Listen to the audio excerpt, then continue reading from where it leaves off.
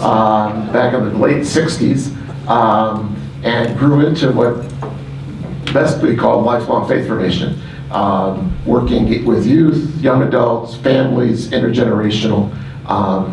I am Roman Catholic, so I am Luther before he decided otherwise.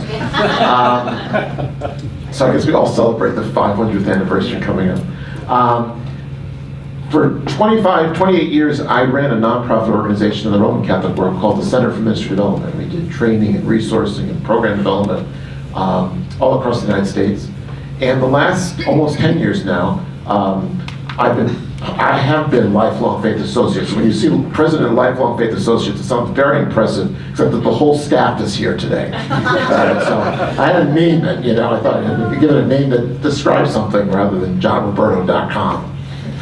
So, and I had a chance to work ecumenically, so it's been really great. Lots of Lutheran synods and work. I'm doing a multi-year project with the Lower Susquehanna Synod. It just kind of goes on forever. We just call it LSS for short. And with Marcia Roscoe there. And last summer I did a couple of synod assemblies, which when you're a Roman Catholic, doing a synod assembly is like, what is going on here? These people are all kind of out of control, It's just kind of like, so that was really fun because I did one in Nebraska, then I did two in Pennsylvania. It was just kind of like interesting. Well, when you're Roman Catholic, you gather some, it's for like a planning group, the rest, but then you always know that it's one person who's going to make all the decisions, so it's kind of different. So it's a pleasure to be here. What I've been working on really for the last 10 years that I've been kind of on my own is really looking at trends and the future. Back in 2008, 2009, I convened a group of colleagues. It was about a dozen of us, about more than that, about 20 of us, out of the 25 people I invited, colleagues in Christian ed, faith formation, and I said, I'd like to pose this question. I said, we always talk about what's going on tomorrow, solving crises, doing all that kind of stuff. What would faith formation look like in 2020, 10 years out? And this was just a year or so after the first Pew Research study on the new trends toward the non-affiliated and the rest. I said, what's the implications of this for the way we do congregational faith formation? Not the national level. I want to know what we're doing with children, youth, teens, adults, in congregations. What are the implications for this? And so we gathered and we did this little scenario planning process, and we came up with these 4 scenarios that we call Faith Formation 2020, kind of looking ahead. And that's kind of gotten me on a trajectory to saying, how do we think ahead in terms of these are the trends, and how can we formulate a response to the trends that really capture who we are, our mission as we move it ahead. So the morning what I want to do is I want to kind of give the, if you will, the February 2016 update on what's going on out there from one person's view, okay, with a lot of other sources. And then in the afternoon I want to do some of the implications it has, not just for lifelong faith formation, but really for congregations and congregational life. So even though I'll talk about faith formation, which is my passion, it's really all about what's happening in the congregational culture, what's happening in the community around those congregations. So it's a much broader thing. So sometimes when I say faith formation, people say, oh, you mean Sunday school? I mean that and a whole lot more. Okay. Being a Northeasterner and Italian on both sides, I will talk faster than you can write, okay? So I've taken all the PowerPoints, and they're online, so I'll just tell you where they are. So you can download these whenever you like. My website's called lifelongfaith.com. Now, here's what you need to know. So 9 years ago, when I bought that domain name, it was available. It was available. I mean, it shouldn't have been available. And it was available in any extension I wanted, including .au, .uk, anyone I wanted. They're all available. So it's lifelongfaith.com. And if you just go to the presentation section, you'll see right on top, ELCA presentation today, and the PowerPoints are there. I'm going to mention some websites, especially this afternoon. I put the links all there. So if you just go to lifelongfaith.com presentations, you can download all that stuff. If you have a smartphone right now, you can download it now if you want. Though I'm much more alive than the PowerPoint. Okay. And I'll do some other website stuff as we go. Please don't wait for me to stop to ask a question. Okay, I grew up in an Italian household, 3 generations. You just kept talking, all right? So ask questions as we go, interactive, just treat it as that kind of stuff. So don't treat it as like a keynote presentation. It's more just let's interact around this, ask questions, probe. Use some of these trends this morning as an interpretive tool to say, how does this impact my particular ministry, my particular work? Okay. This is my summary of the whole day. And I used to say something similar to this, and then Pope Francis actually said this about a month ago. And then I knew I was on safe ground. All right. He was giving a talk about change, and he had this great line at the beginning of his presentation. He said, we're not just in an era of change, but we're in a change of eras. And I think it's absolutely true. If you've read Phyllis Tickle's book, The Great Emergence, if you haven't, you really should. It's a short book, and just read it in honor of her. And she talks about these big 500-year changes, and we're in the midst of one of those. I just think every now and then, the window opens up, the doors open up, and there's a change of eras. John Cotter, he's at the Harvard Business School. I think he's emeritus now, but kind of the dean of people who works on change and leadership. He's got this great line. And just to show how old I'm getting, I had to look at that cover for like a couple of weeks to figure out that it meant accelerate. I said, now get the book XLR8, and it just, no matter how many times I said it, just never got it was accelerate. Just say it. I mean, like, when do you have to make me feel for it? He has this great line in the book. He says, the world is now changing at a rate at which the basic systems, structures, and cultures built over the past century cannot keep up with the demands being placed on them. Everyone in this room should feel that. Everyone should be feeling that. I do every day. That the change in the environment in which we work has outpaced our ability to adapt, to catch up. And now, especially in my own home tradition, coming out of the Roman Catholic world, you know, we're still getting over the Reformation. So, I mean, like, we got a lot of catching up to do. All right. Incremental adjustments to how you manage and strategize, no matter how clever, are not up to the job. You need something very new to stay ahead in an age of tumultuous change and growing uncertainties. I think that paragraph is worth the price of the book. Wow. Because it really summarizes it. So I think I'm going to give you the conclusions, by the way, to the end of the day now, because you'll hear them better now than at the end of the day. I think 3 big things are happening that affect the way we think. And these things have come to us from the social sciences, the physical sciences, and for lack of a better word, contemporary culture. I think when we're thinking about the world today, we're thinking more in terms of systems, ecologies, and ecosystems. In other words, we're thinking at an integrative level of how things work together or don't. So I was listening to Bill and Melinda Gates the other night. They were on with Charlie Rose. And they're fascinating to listen to because they have this big picture there. So they operated like 30,000 feet until they talk about actually going to Africa and working with individual people. And all the discussion were about systems. We need systems for new energy systems, new food systems, agricultural systems. So it was all systems language. I thought fascinating. But if you start listening for it, it's everywhere. We're thinking in terms of networks. I don't just mean Facebook, okay? But we're thinking in terms of networks and connectivity. And then we all find ourselves now living in an age of networks, personal, social, institutional. And third, we're thinking about our response as adaptive. Now this is a page out of Ronald Heifetz and Martin Linsky's book.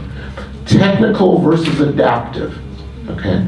And most of us have lived through enough failures with technical fixes that we're now developing an adaptive mindset, just because it's cheaper than going to a therapist every week. And so how do we adapt our ministries, our programs, our institutions for this rapidly changing world? Because it's moving too quickly for us to do fixes, okay? And then innovative design. I've learned a lot from the folks at the Stanford School of Design. If I was younger, I'd love to just do 2 years there, just be immersed in learning about the principles of design. But we're thinking about innovative design, how to create innovations that are adaptive responses to the changed world. Which means that a lot of things that we have done have expiration dates on them. They worked in a prior era, but in this era, they no longer are effective. And you probably have a grocery list of those kinds of things.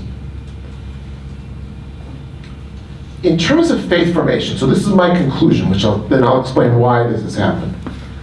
So if you look at the last 100 years of faith formation, this is the short history, okay? And you think about how people came into a lifelong faith. They came to it out of a faith-forming ecosystem. So in my world, it was Italian and Catholic. Well, it could just as easily be Swedish and Lutheran, or German and Lutheran. You fill in the blank. But for almost 100 years in the United States, Roman Catholic and a lot of mainline Christianity relied on this faith-forming system. It relied on a church community, multi-generational, okay, from the neighborhood. It relied on 3 generational households. In many ways, as long as you had grandmas and grandpas, faith was passed on. It relied on ethnic traditions. In fact, Robert Putnam of Bowling Alone and American Grace talks about the fact that in America, ethnic traditions carried religious traditions. Ethnicity was the stream in which those practices, that piety, the stories were carried. It was supported by a community that at least implicitly, if not explicitly, supported a Christian faith, a Christian way of life. Okay? Probably not as much as we idealize, but certainly at least implicitly saying living this Christian life was a good thing. And so you had a supportive culture. And then the religious school or Sunday school existed within that environment. What's happened over the last 30 to 40 years is this, and it's been very slow change, now accelerating, is that system has declined. It was a taken for granted world. Oftentimes when I put it up there, people go, yeah, that's how I grew up, and oh, that's not true anymore. What's the matter with parents today? All right, so you move from good analysis to bad prescription. Okay? So the diagnosis is good, the prescription actually can kill the patient. As these 4 receded in their importance, as congregational culture receded in its importance, as family transformed, as ethnic traditions now 4, 5, 6 generations later receded in its importance, about the only thing left was that Sunday school hour from 9 to 10 o'clock for about 30 hours a year.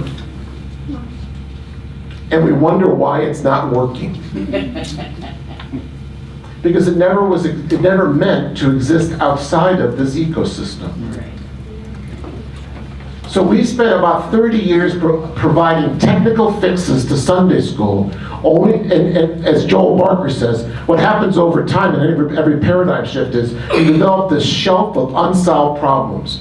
We have a library of unsolved problems. Because this system, we got it naturally. The Italian Monsignor in the parish I grew up in, there were only 6 last names in the parish I grew up in, by the way. They were all related. They came from 3 towns in Italy. In the late 1800s, they all came over. They came from the 3 towns, they were all related. On the other side of Bridgeport, there was another Italian parish, they were Sicilian. They really weren't Italian, they were from Sicily. So these were really integrated, homogeneous communities that interrelated all week long. At the grocery store, families in the neighborhood, for festivals and the rest. My Italian Monsignor never did any community building. He didn't have to. The community came in every Sunday morning. The community left every Sunday morning. He got faith formation for free. Yeah, I went to CCB classes with the Baltimore Catechism on Monday afternoon, release time for public school. But that's not where faith formation happened. It happened in this environment. So when we look at all the trends today, you can see why this environment no longer works. But we need a new one. And so we have to create a faith-forming ecosystem. Now the dilemma is, we don't have time to create, or staff, or money, to create the kind of programming that would allow us to create a new way of doing faith formation. We need an ecosystem that allows us to pull all these elements together. And what's new today is not an intergenerational faith community, though we all have to be much more intentionally intergenerational, because we fragmented the generations. We have to bring them back together again. We have to be lifelong. The vast majority of people are over 20 years old. By 2025, 1 of every 5 Americans will be over 65 years old. A lot of Medicare cards.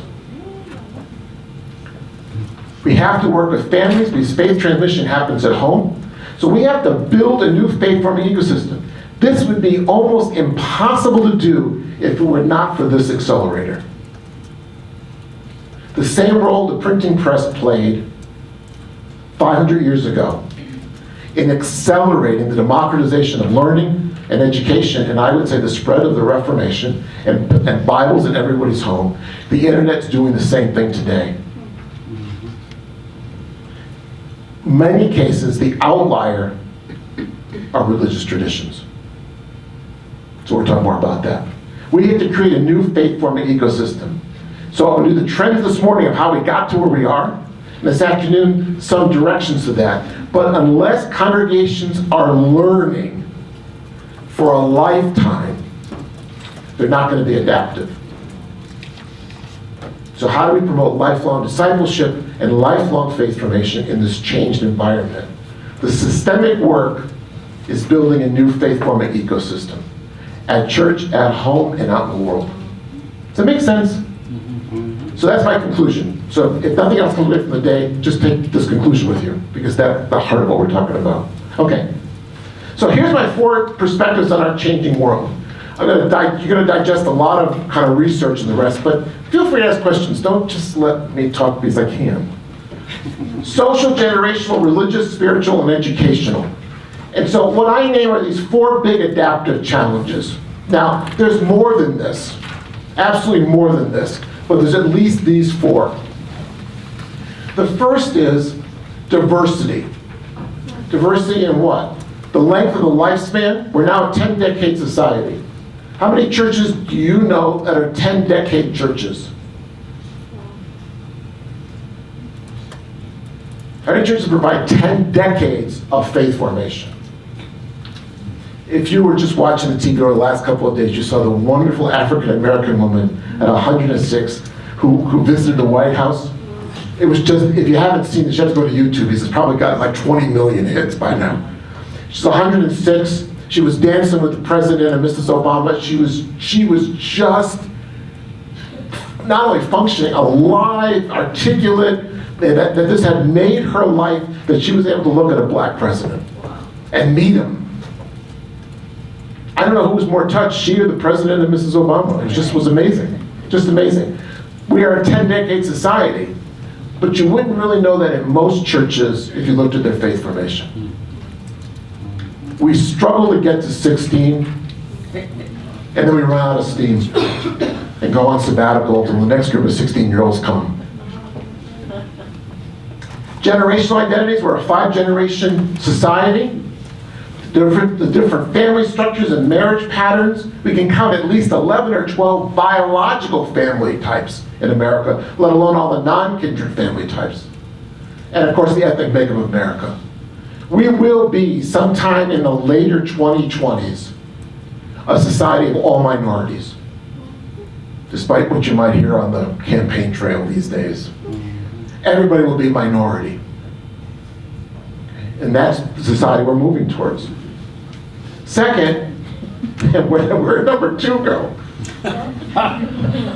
Well, number 3, it's here somewhere. It was here this morning. There it is. PowerPoint, there's somebody in there. The rise of the new digital technologies, it's not a surprise to anybody. How many people here have a smartphone? How many have a tablet? How many have a laptop? Okay. How many have a Facebook account, Twitter? Okay, all right, yeah. After a while, you just leave your hand out for all the rest, right? I'm not so concerned about the gadgets. It's what the rise of the gadgets, the technology has done in reshaping society and the emergence of a connected network society. This is a profound shift. I'll talk about this morning. Third, the dramatic change in increasing diversity in religious beliefs and practices. This kind of came out of nowhere. Robert Putnam in The American Grace talks about how surprised sociologists were when they first discovered the growth of the rise of the unaffiliated in the early 90s. Now, when you surprise a sociologist, you're really doing something, because by and large, sociologists are impervious to being surprised. They always forecast that. Oh, we knew that. We knew that was going to happen eventually. So he talks about the rise in the early 90s of the unaffiliated. Now, for most of us, it didn't really capture our attention in 2007 with the first Pew Research report. He said, oh my God, all these people are unaffiliated. And then in 2014, Pew went into the same research and found the increase. And then declining religion, no one's writing about number 4. No one, trust me. With my colleagues Leif Kerwald and Jolene and Jean Roca-Partain, we're doing a book on family faith formation. And one of the big issues is family faith transmission. We have very little research, but we do know this. Religious transmission is profoundly a family affair from generation to generation. The only environment, the only community in which there's time to pass on a way of life is at home. No congregation has enough time with people to do socialization and transmission. You can support it, you can encourage it, but it's profoundly a multi-generational at-home experience. So those are my big 4. You can certainly add a whole bunch. The dilemma with all of this is describing a very heterogeneous society. And most churches that we work with were built for a homogeneous society. So my church back home, Holy Rosary, which is now closed after 100-something years, was built for these Italians from 3 towns in Italy. When the neighborhood changed, the church couldn't adapt. It was built for homogeneity. We live in a heterogeneity, diverse society. Unless you're a brand new church built around diversity, you're not positioned to be able to address that. And certainly our faith formation is not built for diversity. Not when every 3rd grader is studying the same thing out of the book.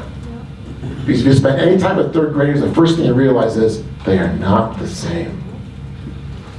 They are not all the same. Okay. So social. This is a global digital snapshot of where we are in the world today. There's about 7.4 billion of us. Half of us are internet users. This is 3.4 billion people.